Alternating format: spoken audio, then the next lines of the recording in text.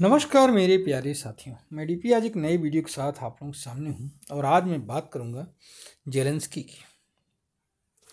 Ukrainian president Zelensky, जिनका एक associated press के साथ एक इंटरव्यू छपा, ट्विटर पर भी ये इंटरव्यू आ रहा है और ये इंटरव्यू कई पेपर्स में भी छपा।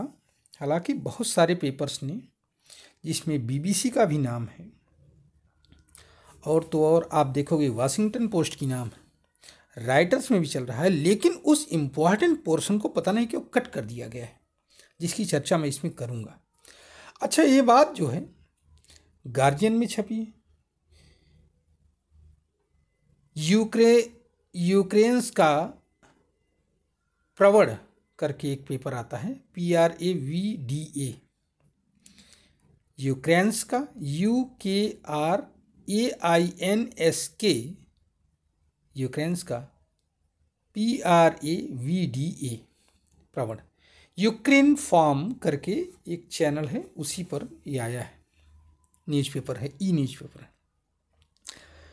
द गार्जियन में भी छपा है, 2 फरवरी 2023 की खबर है। तो मैंने गार्जियन से इसको उठाया और इस पेपर में कुछ अजीबोगरीब खुलासे किए गए हैं यूक्रेनियन प्रेसिडेंट के द्वारा। आइए डायरेक्ट उस टॉपिक पर आते हैं कि क्या कहा प्रेसिडेंट। ये बड़ा लंबा पॉडकास्ट है, एसोसिएटेड प्रेस में जो कि है, ये इंटरव्यू बहुत लंबा है, लेकिन उसमें एक इम्पॉर्टेंट बात जो उसने कही उसको मैं बताना चाहता हूँ। उसने कहा कि बाइडेन ने 177, उस पत्रकार ने पूछा कि अमेरिका ने आपको लगभग $200 बिलियन का एड भेजा, क्या हुआ भाई उससे? तो उसने कहा, जेलेंस्की ने कहा कि बाइडेन ने $177 बिलियन जो भेजे हैं, उसमें से यूक्रेन को केवल $75 बिलियन ही मिला है। कितना? $75 बिलियन।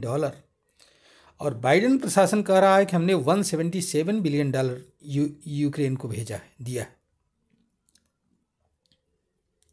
आप समझिए, उस $75 बिलियन का भी हिसाब जब पूछा पत्रकार ने उनसे, जेलेंस्की से, तो जेलेंस्की ने कहा कि इसमें से $70 बिलियन सैनिक साजो सामान के रूप में प्राप्त हुआ है। $70 बिलियन का सैनिक साजो सामान प्राप्त हुआ है, गोला बारूद वगैरह, और $5 बिलियन का एड, जैसे मेडिकल एड, सिविलियंस के लिए एड दिया जाता है, फूड सिक्योरिटी के लिए एड दिया जाता है। तो इन सब चीज़ों में एड्स के फॉर्म में एड दिया गया है उनको।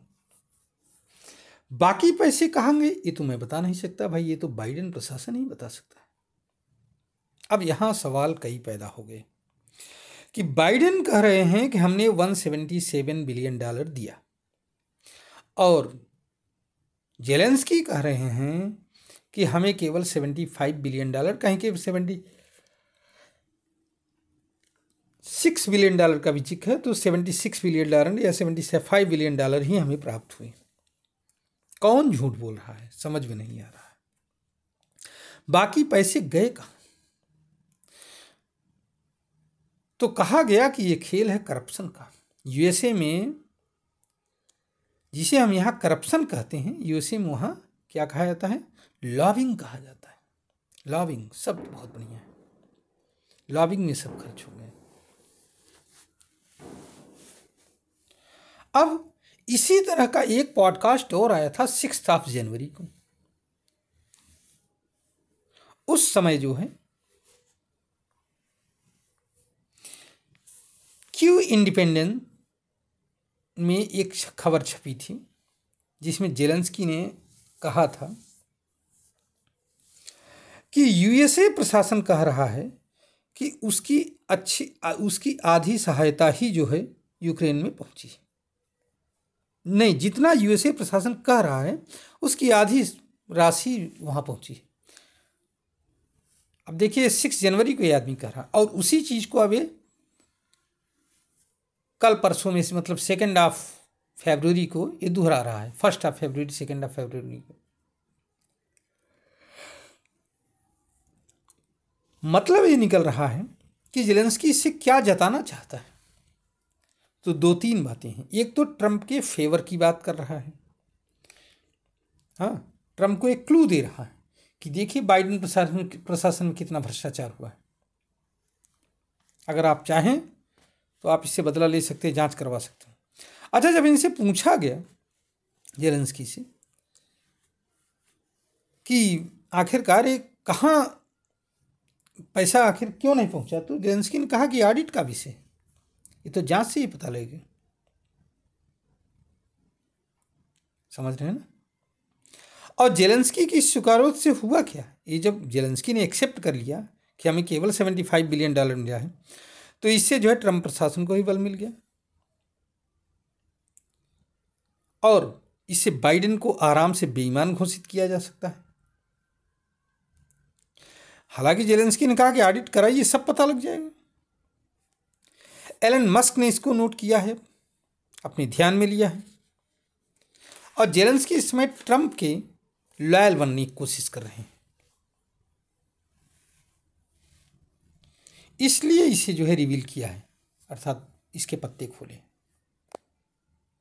देखिए इसका क्या परिणाम होता है। लेकिन यहाँ ये बात समझने की है कि जिस तरह से ये जो यूरोपियन कंट्री हैं या यूएसए है, ये जितनी एड की बात करते हैं ये ऐसे करते हैं, आधी एड पहुँचेगी आधी नहीं पहुँचेगी, प्रोपेगेंडा उसका ज़्यादा किया जाएगा, सामने वाला चाहे जो करे,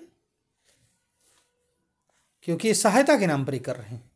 कई बार मैंने देखा है कि जब भूकंप पीड़ितों को जब रोटी चाहिए उनको, तो ये लोग क्या करते हैं, कॉस्मेटिक का सामान भेज देते हैं एड के नाम पर, और भी पुराने ये हालात इनकी। और आज फिर वही चीज़ खुल रही है, जेलेंस्की इस बात को स्वीकार कर रहे हैं। चलिए देखते रहिए कि आगे क्या होता है। इस बात को बता रहा है, ये न्यूज़ बताने का उद्देश्य ही मेरा यही है कि आप लोग देखिए कि जिसको हम बहुत स्वच्छ और साफ प्रशासन कहते हैं, वहाँ अंदर कितना गेम चल रहा है। चलिए फिलहाल मैं अपना वीडियो यहीं पर रोक रहा हूँ और आप विचार करिए कि क्या है असल में गेम। जय हिंद, जय भारत, वंदे मातरम। अगर आपको ये वीडियो अच्छा लगा हो तो इसको लाइक करिए, मेरे चैनल को सब्सक्राइब करिए और शेयर करिए इस वीडियो को। धन्यवाद।